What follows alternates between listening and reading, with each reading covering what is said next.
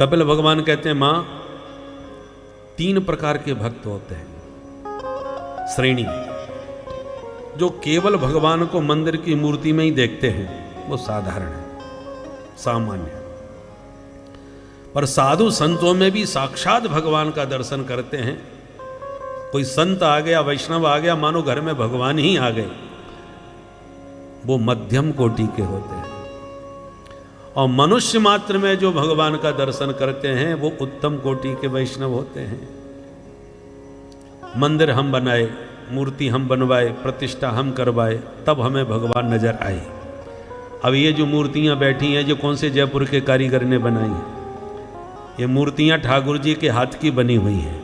प्राण प्रतिष्ठा भी प्रभु ने ही इन मूर्तियों में की है। अब आप अपनी बनाई मूर्ति में तो भगवान का दर्शन कर रहे हो, और भगवान की बनाई मूर्तियों को धोखा दो, उनके साथ छल कपट करो, बेईमानी करो।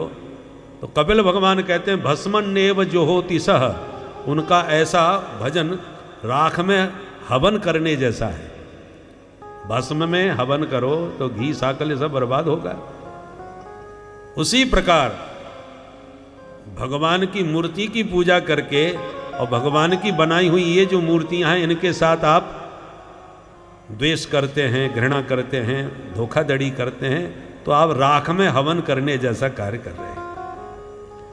क्योंकि अहम सर्वेषु भूतेषु भूतात्मा अवस्थितः सदा तमवज्ञाय माम मर्त्यः कुरुतेर्चा विटम्बनम।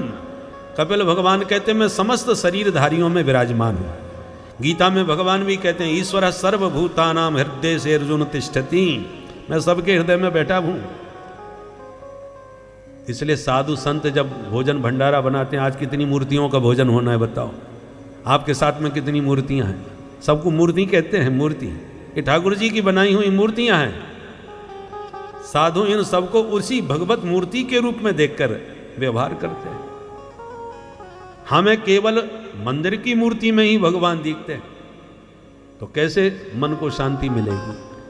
किसी भी प्राणी से यदि आपके मन में द्वेष है, घृणा है, तो भगवान कहते हैं उसके मन को कभी शांति नहीं मिल सकती। द्विषतः पर काये माम मानिनो भिन्न दर्शन भूतेषु बद्ध बैरस्य न मनः शांति मृच्छति। किसी के प्रति आपके मन में बैर है, विद्वेष है, तो मन को शांति कभी नहीं मिलेगी। क्योंकि परमात्मा का एक रूप जिस मूर्ति में विराजमान है, आप उससे द्वेष कर रहे हो, घृणा कर रहे हो, तो आपके मन को शांति कैसे मिले? और सर्वोत्तम वैष्णव कौन है? कि मनुष्य कोई नहीं, कुत्ते, बिल्ली, चूहे, बंदर, कीट पतंग, 84 लाख शरीरधारी कोई भी हो, सब में जो भगवान का दर्शन करता है वो सर्वोत्तम भक्त कहलाता है। सी राममय सब जग जाने, सारे जगत को ही वो राममय जानता है, दूसरा कोई नजर ही नहीं आता। श्री नामदेव जी महाराज अपने विट्ठल भगवान की पूजा अर्चना करने वाले टिक्कर बना करके भोग लगा रहे थे। घी की कटोरी लेने भीतर गए, चुपड़ के लगाऊं, और कटोरी लेने के लिए गए, तब तक एक कुत्ता आया और सारी रोटियां मुंह में दबा के भाग लिया। तो विट्ठल जी, तो श्री नामदेव जी महाराज घी की कटोरी लेके कुत्ते के पीछे भागने लगे। अरे मेरे विट्ठलनाथ, जरा चुपड़ के भोग लगाओ, रूखी रूखी रोटी क्यों खा रहे हो? उन्हें कुत्ता नहीं दिख रहा, उन्हें दिख रहे हैं कि विट्ठल प्रभु इस रूप में मेरा भोग लगाने के लिए आए, भोग पाने के लिए आए। तो कहना बहुत सरल है सिया राम में सब जग जानी, पर उस स्थिति में पहुंचना बहुत ऊंची कक्षा की बात है। और छोटी कक्षाओं से ही लोग बड़ी कक्षाओं तक पहुंचते हैं। इसलिए अपनी भक्ति की कक्षा को बढ़ाते रहना चाहिए। पहले मूर्ति में ही भगवान को ठीक से देखो, उन्हीं को लाड़ लड़ाओ, ठाकुर जी को खूब उसी विग्रह की उपासना करते करते आपकी दृष्टि व्यापक बनेगी। साधु संतों में भी दर्शन होने लगेगा, फिर मनुष्य मात्र में होने लगेगा। फिर एक दिन आएगा कि आप कह पाओगे कि सी राम मैं सब जग जानी, अब तो मुझे सर्वत्र वही नजर आते हैं। ये बहुत ऊंची कक्षा की बात है। मां सुनकर के बहुत प्रसन्न। जीव मां के गर्भ में कैसे आता है, ये विज्ञान तो अब आया है, जो मशीनरों के द्वारा सब गर्भ की स्थिति का निरूपण करता है। परंतु हमारे ऋषि मुनियों ने पहले ही ग्रंथों में सब लिख दिया कि किस किस महीने में बालक गर्भ में किस प्रकार का स्वरूप धारण कर लेता है। इसको कपिल भगवान ने बहुत विस्तार से भागवत में वर्णन किया है।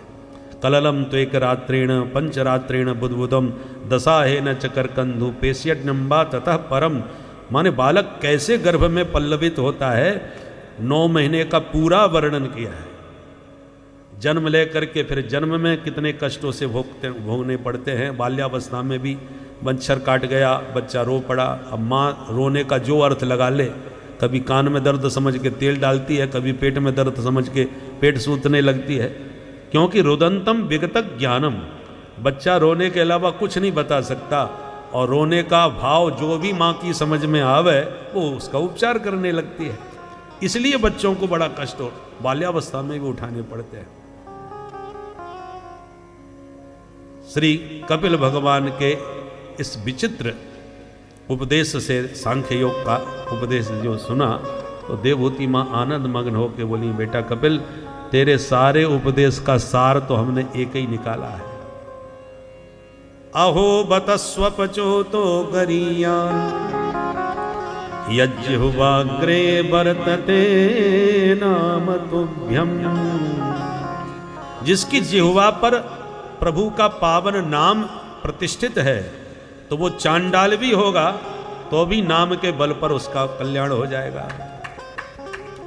और कोई कितना भी तपस्वी तेजस्वी ब्राह्मण क्यों ना हो, परंतु भगवान के श्री चरणों से विमुख हो गया तो अपना भी कल्याण नहीं कर सकता, तो अन्य किसी का क्या करेगा। रावण भी ब्राह्मण देवता ही थे, परंतु महाराज भगवत विमुख होने के कारण राक्षसों में गणना हो गई, जबकि कितना बड़ा विद्वान था भाई। इस प्रकार से माता देवहूति प्रेम में इतनी पुलकित हो गई कि उनका शरीर सरिता में बदल गया, नदी के रूप में उनका देह प्रकट हो गया, और कपिल भगवान सागर के तट पर पहुंच गए। सागर ने अपनी उत्ताल तरंगों में उन्हें स्थान दिया, और आज भी गंगा सागर में कपिल भगवान विराजमान हैं। मकर संक्रांति पर विशेष मेला लगता है, दूर दूर से भक्त जा करके कपिल भगवान के दर्शन पाते हैं। बोल कपिल भगवान की जय। मनोस्तु शतरूपायाम तिस्रः कन्याश्च जज्ञिरे हाकोतिर्देवहूतिश्च प्रसूतिरिति विश्रुता। समय क्योंकि थोड़ा रहता है, इसलिए भजन कीर्तन हम बीच में ज़्यादा नहीं कर पा रहे, और कल से कन्हैया के जन्म के बाद आपको खूब सुनाएंगे। अभी चूंकि कथा हमको 10वें स्कंद तक पहुंचानी है, इसलिए हम प्रयास करते हैं कि कोई प्रसंग न छूटे, आप अधिक से अधिक भागवत का लाभ प्राप्त कर सकें, और फिर कन्हैया के जन्म पर खूब बधाइयाँ और महोत्सव के रूप में हम मनाएंगे। हम प्राय कहते हैं कि भागवत दिव्य औषधि है। इससे बीमारी कौन सी ठीक होती है? परीक्षित ने कहा है, भवौषधा श्रोत्र मनोभिरामात्। ये भवरोग की अद्भुत औषधि है भागवत। इस भागवत रस का पान, औषधि का सेवन करने से भवरोग मिट जाता है। भवरोग क्या है? पुनरपि जननम पुनरपि मरणम। बार बार हम जन्म ले रहे हैं, मर रहे हैं। ये जन्म मरण की जो लंबी बीमारी है, इसी का नाम भवरोग है, और इस भवरोग को मिटाने वाली भागवत की औषधि है। पुराने ज़माने में वैद्य लोग चूरन बनाते थे और घोंट घोंट करके देते थे, पर वो इतने मुंह खराब कर देते थे कि गटकना बड़ा भारी पड़ जाता था। तो कहते थे अच्छा तुम शहद में मिला करके चाट लेना, तो शहद के साथ वो चट जाता था, तो थोड़ा लाभ हो गई कि जब से संगीत का शहद मिलाया गया है भागवत की दवा में, तब से लोगों ने शहद ही शहद पिलाना चालू कर दिया। अब लोगों की आदत ऐसी बिगड़ गई है कि उस शहद के बिना उनको स्वाद ही नहीं आता, दवा खाना ही नहीं चाहता कोई, कि बस शहद मिले। शहद से स्वाद तो बढ़िया बन जाता है, पर स्वास्थ्य नहीं सुधरने वाला। स्वास्थ्य तो औषधि से ही ठीक होगा, इसलिए हमें बैलेंस बना करके चलना चाहिए। और इसलिए हमने भागवत के श्लोकों को ही संगीत के साथ गाना चालू कर दिया कि अलग से संगीत का भजन सुना करके तो भागवत की कटौती करनी पड़ती है। भाई समय तो उतना ही है, चाहे आप भजन कीर्तन गा लो चाहे भागवत सुन लो। तो आज स्थिति ये हो गई है कि श्रोताओं को भी बिना भजन के मूड नहीं बनता, कथा सुनने में आनंद नहीं आता, और वक्ताओं ने भी ये समझ लिया है कि भागवत पढ़ने में तो बड़ा माथापच्ची करनी पड़ेगी, बढ़िया भजन सुनाओ और जो ताता थैया करके बढ़िया नचा दे वही सफल वक्ता आज की परिभाषा में बन चुका है? नाचे कूदे तोड़े तान, ताको राखे दुनिया मान। उसी की महिमा उसी का महत्व होता है जो जितना बढ़िया झुमा दे नचा दे। ये सफलता वक्ता की परिभाषा बन गई है।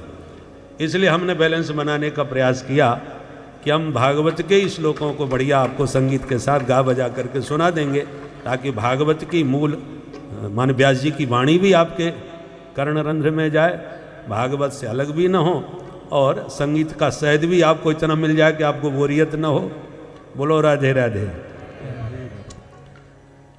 इसलिए अभी 2-3 दिन से भजन बीच में नहीं हो पा रहे, पर कल से हम कन्हैया के जन्म के साथ आपको उसका भी आनंद परिपूर्ण देने का प्रयास करेंगे। बोल बंसी वारे की। तो अभी आपने मध्यम पुत्री देवहूति का चरित्र सुना। मनु महाराज की 3 बेटियों में बड़ी बेटी हैं आकुति, जिनका विवाह रुचि प्रजापति के साथ में हुआ, जिनके घर भगवान यज्ञ नारायण प्रकट हुए। बोले यज्ञ भगवान की।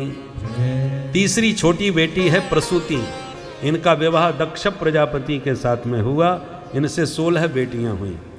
उन 16 पुत्रियों में 13 बेटी दक्ष ने धर्म के साथ ब्याही। श्रद्धा, दया, तितिक्षा, श्री, हरि, मूर्ति, ये सब धर्म की पत्नियां हैं। धर्म की मूर्ति नामक पत्नी से भगवान नर और नारायण ऋषि प्रकट हुए, जो आज भी बद्रीनाथ में विराजमान हैं। ओ नर नारायण भगवान की। बद्रीनाथ में ही ऊपर मूर्ति माँ का भी मंदिर है, और वसुधारा के पास जाओ तो धर्म उनके जो पिता हैं धर्म देव, उनका भी स्थान है। अब एक बेटी दक्ष की स्वाहा, जो अग्नि को ब्याही, एक स्वधा जो पितरों को ब्याही, और एक सती जो महादेव को ब्याही। ऐसे 16 बेटियों का विवाह हुआ, और सबके तो संतान हुई, पर सती के संतान नहीं हुई। क्यों नहीं हुई? क्योंकि माता सती ने अपने पिता दक्ष के यज्ञ में महादेव का अपमान देखा तो दुखी होकर शरीर त्याग दिया। विदुर जी ने प्रश्न किया कि ऐसा क्या अपमान कर दिया जो शरीर त्यागना पड़ा माता को? तब विस्तार से यह चरित्र सुनाया कि दक्ष को जब प्रजापति बनाया तो प्रजापति का पद इंद्र से भी ऊपर होता है, तो जितना ऊंचा पद मिलता है उतनी गर्मी भी ज़्यादा बढ़ जाती है। दक्ष को ज़्यादा ही कुछ अभिमान बढ़ गया। उनके स्वागत समारोह में सारे देवी देवता महात्मा आए, परंतु उनके प्रवेश करते ही सबने खड़े होकर उनका अभिनंदन वंदन किया, पर त्रिदेव बैठे रहे, ब्रह्मा विष्णु महेश। तो ब्रह्मा जी को देख करके बोला ये तो हमारे पूज्य पिताजी हैं। नारायण को देख करके बोले ये तो हमारे दादाजी हैं। और शंकर जी को देखते ही मूड खराब हो गया, ये तो मेरा दामाद है, अपनी बेटी इसको ब्याही है, मैं इसका ससुर हूँ, इसने स्वागत क्यों नहीं किया खड़े होकर। और तमाम भरी खरी खोटी सुनाना चालू कर दिया। अयम तो लोकपाला नाम यशोग्नो निरपत्रपः, ये महानिर्लज्ज है, इसको सभ्य समाज में बैठने का तरीका नहीं आता। मैं अपने सम्मान का भूखा नहीं हूँ, पर एक शिष्टाचार होता है, सभापति के आने के द्वारा आते ही सबको अभिनंदन करना चाहिए। इसको इतना शिष्टाचार नहीं मालूम, होगा कहाँ से? 24 घंटे भूत प्रेतों के संग में घूमता फिरता रहता है, चिता की भस्म लगाता है, इसको छूने का भी धर्म नहीं। एक ने कहा ऐसे मत बोलो, आपके दामाद हैं, जब आपने बेटी ब्याही थी तब ये दोस्त दिखाई नहीं पड़े थे क्या? सौर गर्मी खा गया, ये मेरा दामाद। अरे कहाँ मेरी मृगलोचनी बेटी सती, कहाँ ये बंदर जैसी आंख वाला शंकर? ग्रहित्वा मृग शावाक्षा पाणी मरकट लोचना, मैंने मृगलोचना बेटी को मरकट लोचन के साथ ब्याह दिया। अब नंदीश्वर का मूड खराब हो गया, भोलेनाथ से कहा भोलेनाथ आप इनको जवाब क्यों नहीं दे रहे, और नहीं तो मुझे आज्ञा दो, मैं 2 मिनट में इनकी बोलती बंद कर दूं। भोलेनाथ मुस्कुरा के बोले रहने दो भाई, कोई और नहीं है, हमारे ससुर साहब हैं, और बेटा ससुराल की गाली सबको सुननी पड़ती है, हम भी सुन रहे हैं तुम भी सुन लो भाई। तो नंदीश्वर शांत रह गए, क्या बोले। परंतु आप जिस पर लाल पीले होके गाली दो और सुनने वाला बड़ी मस्ती में सुने तो और ज़्यादा मूड खराब होता है। दक्ष का इतना मूड खराब हो गया कि गाली देते देते शाप ही दे दिया। मैं शंकर को शाप देता हूं आज के बाद किसी यज्ञ में इसको भाग न दिया जाए। तब नंदीश्वर को भी गर्मी चढ़ गई, खड़े होके बोले जब से आयो बड़बड़ाए जा रहे हो, महादेव कुछ बोल नहीं रहे, मैं भी शाप देता हूं तुम जब से आयो बकरे की तरह मैं कर रहे हो, तुम्हारे बकरे का ही मुंह लग जाए। दक्ष को शाप दे दिया। तो दक्ष के पक्ष में भृगु जी उठ गए, बोले नंदीश्वर ससुर दमाद की आपसी लड़ाई तू बीच में क्यों बोला, मैं भी शाप देता हूं शिव जी के गण पाखंडी हो जाए।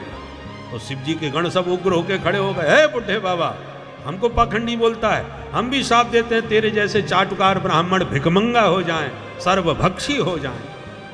भोलेनाथ ने देखा, रे राम राम, ये स्वागत समारोह है या शाप समारोह है, सब एक दूसरे पर बरस रहे, सब गड़बड़ हमारी वजह से हुआ है, तो चलो हम ही यहां से खिसक जाते हैं। तो भोले बाबा वहां से चुपचाप अपने गणों को शांत करके ले गए, मामला शांत हो गया।